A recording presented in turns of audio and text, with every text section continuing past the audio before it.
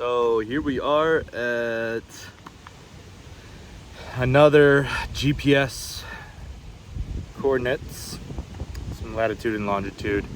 It looks like some Dutch village. It's called the Island Windmill Gardens. I don't know how that audio is going to turn out on this, but it looks like a little Dutch village. I see a windmill in the distance, so I'm assuming this is the right spot.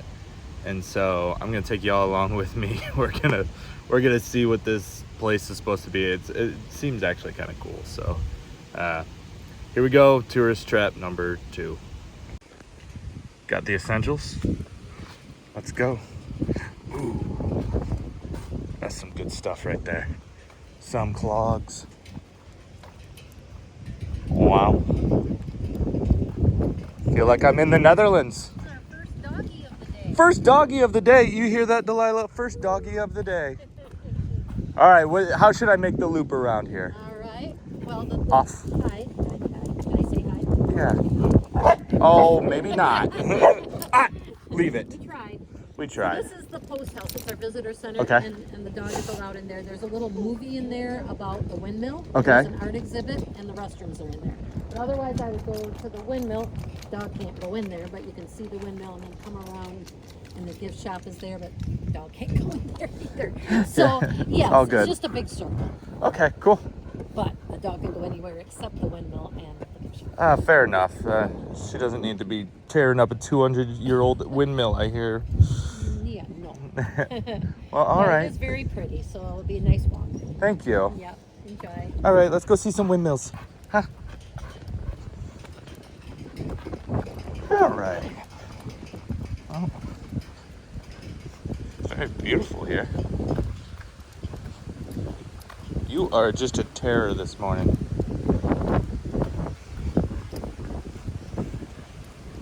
The organ house, aka what I call my truck. Oh.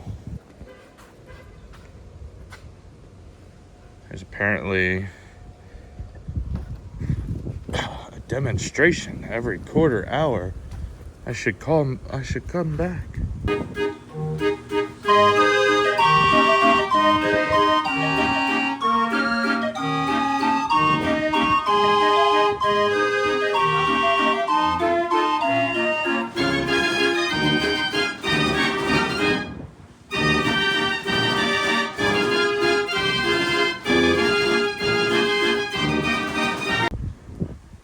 Wow. It's like wood pipe organ. That's pretty crazy. Definitely some cool. Our new favorite thing.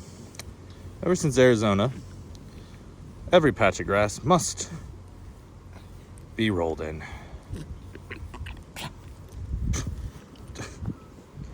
Well, let's get this out of our system. You good? All right, come on. I think she tugged on her collar a little bit, pulling it into her throat. That's cool.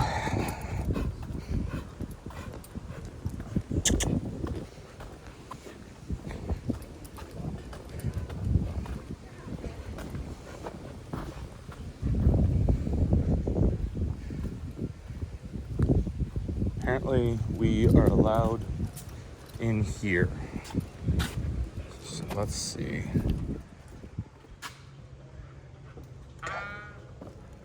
Touch a truck. Look at that centerpiece. Woohoo! Oh.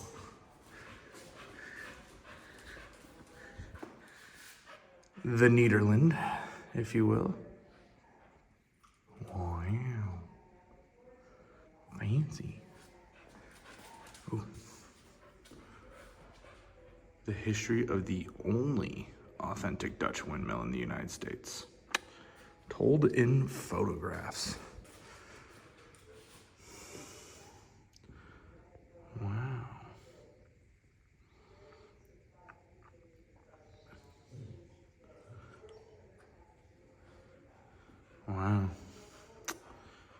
planning on bringing a windmill over. Look at these old men. This is such an old man thing to do. Like, oh, we need a real Dutch windmill in this town. Gonna bring us big money. Yep. That's about how I feel about this tour too.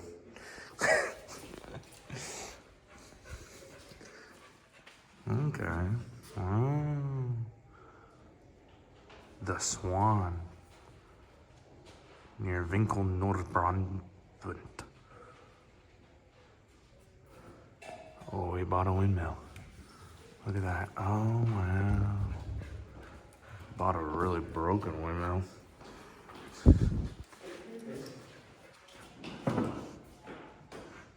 There it is on the boat.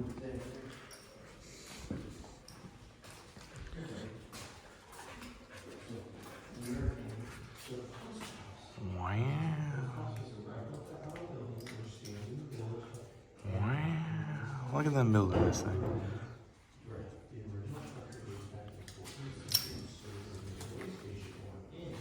Delilah.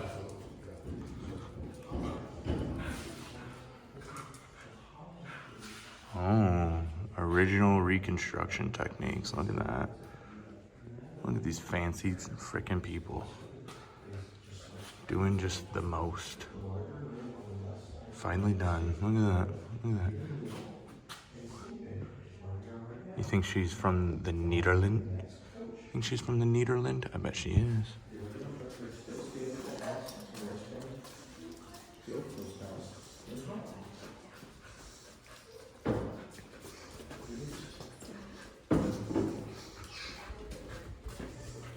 Apparently, there is a video to go watch.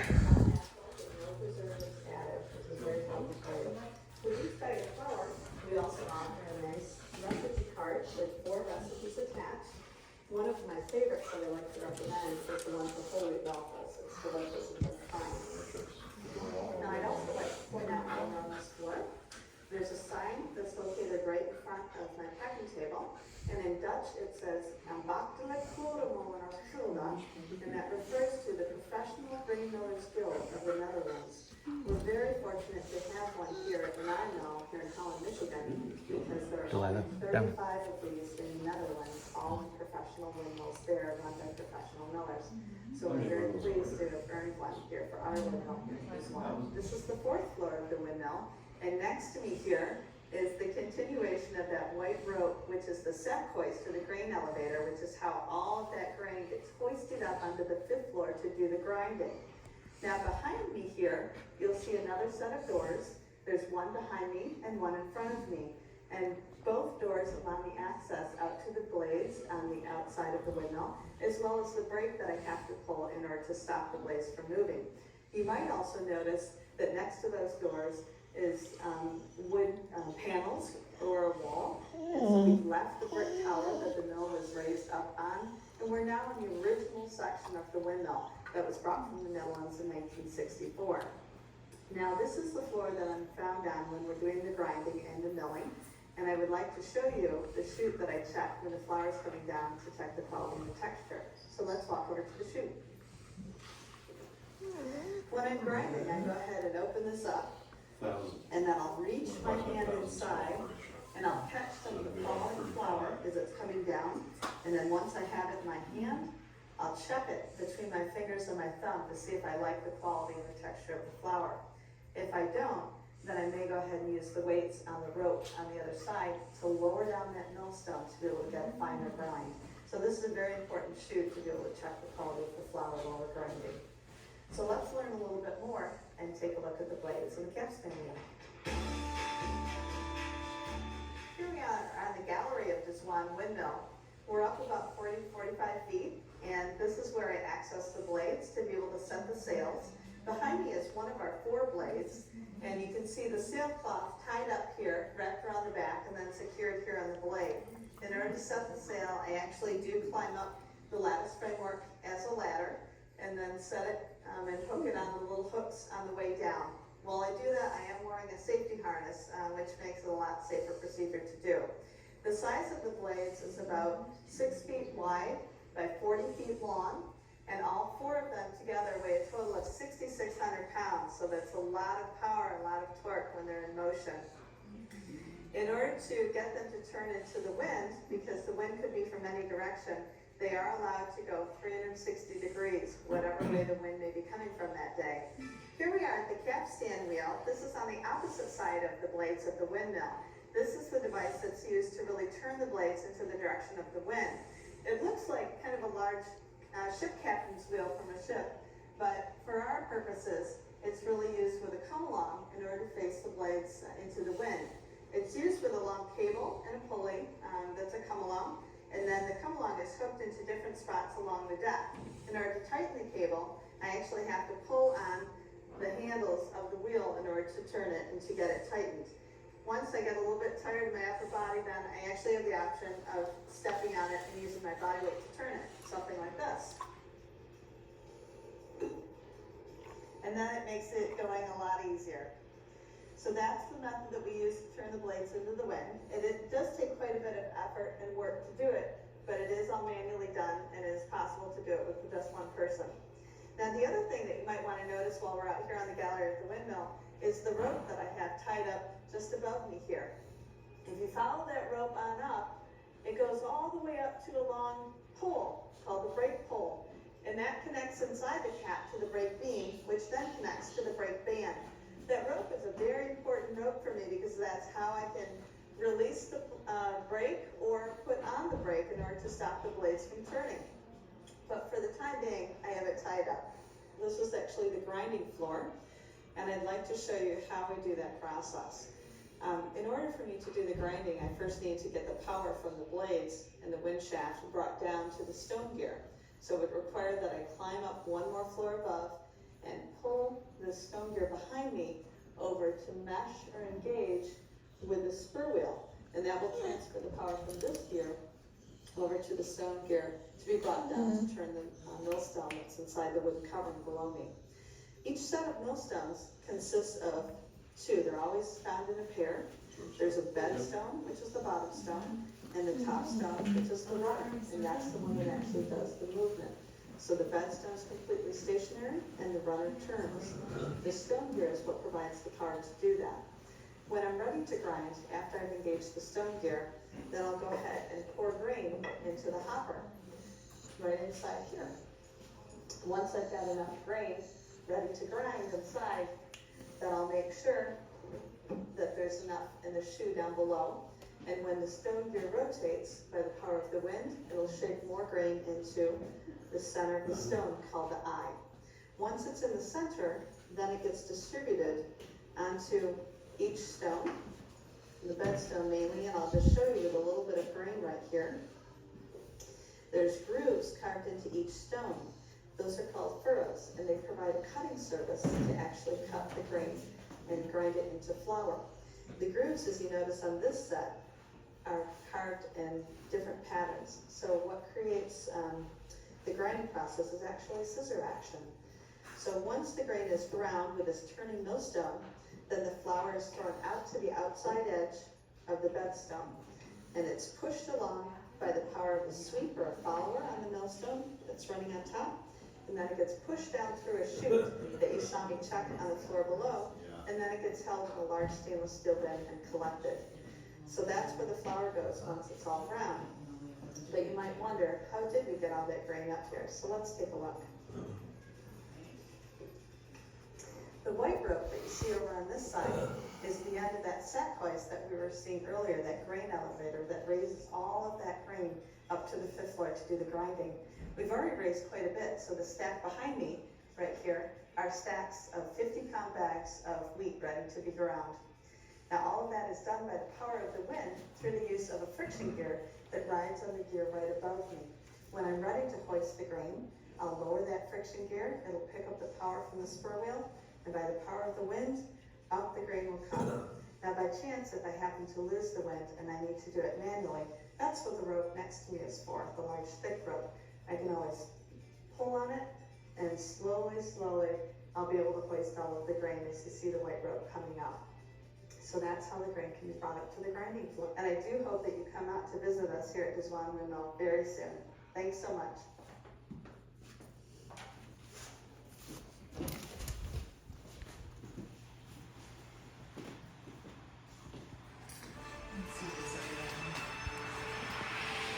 Yeah, I'm sure he would have wanted me to watch that video. Good God. Well, now I know all about how a windmill works and why it's called a windmill. It's actually for milling grain. Fantastic. I have a feeling I'm gonna have to buy a freaking bag of flour. I wasn't given any tasks, but I feel like if I don't, I'm gonna be in trouble with the event coordinator. So now we're walking to the windmill. God, it is really pretty. I mean, I was like, why do they call it the gardens?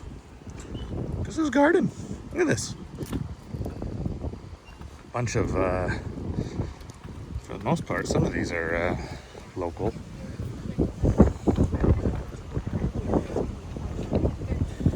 Oh, look, it's a drawbridge.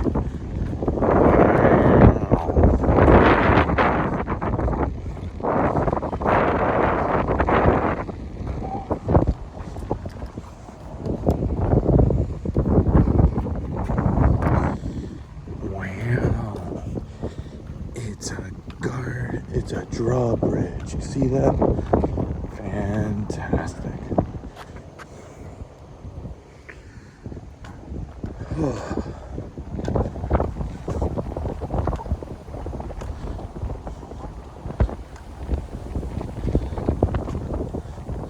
Dizon, meaning the swan. Doesn't look like a swan to me, but I guess it makes sense-ish. As much as it's gonna.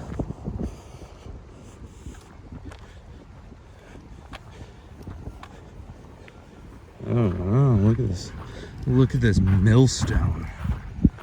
Sheesh. Fancy.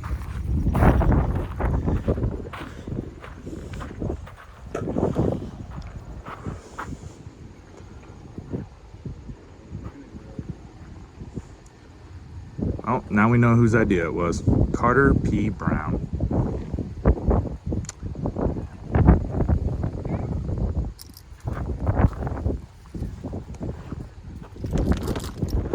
Hey, butt over here.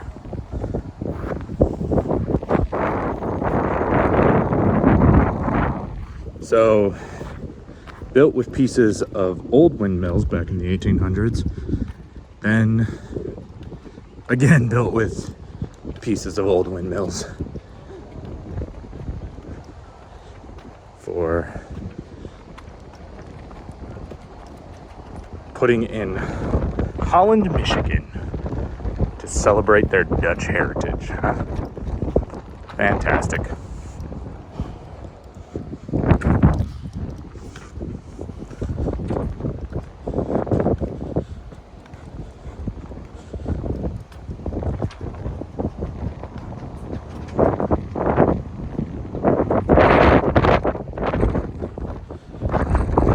I'm sure the audio is just wonderful.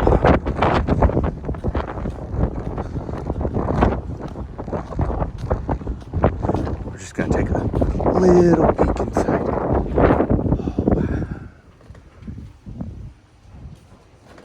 Wow.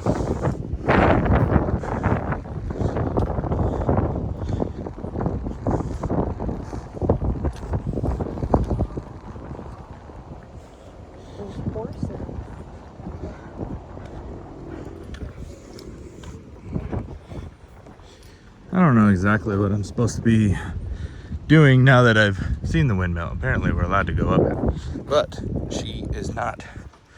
Perks of having a dog. They're never allowed anywhere. Probably for good reason.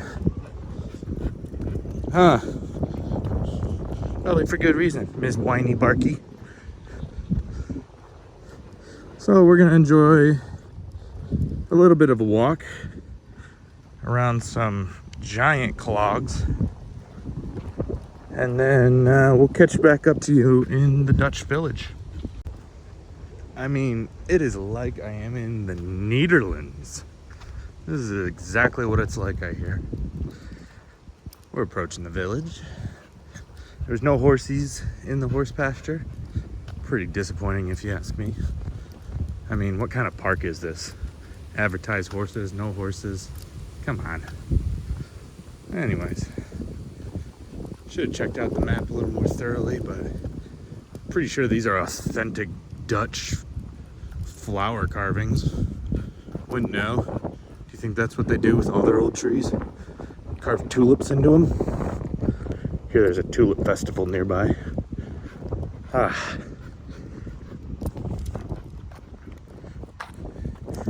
Not really sure what this thing is, but I'm sure it's some other type of.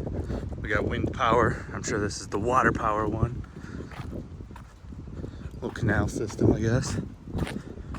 Wow. Clearly an authentic Dutch bridge. Not quite as authentic as that one.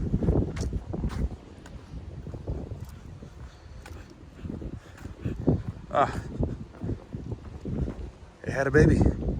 Look at that. Spitting image of its mother. Wow. Oh. Weddings is apparently a thing here, so we got the bride's room.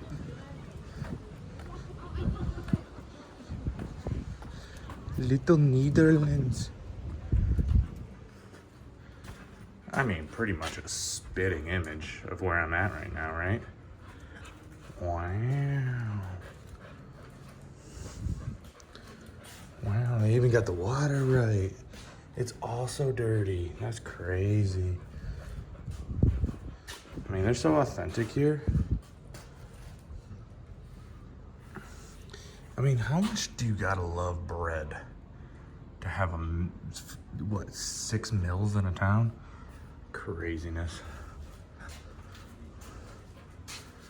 Wow.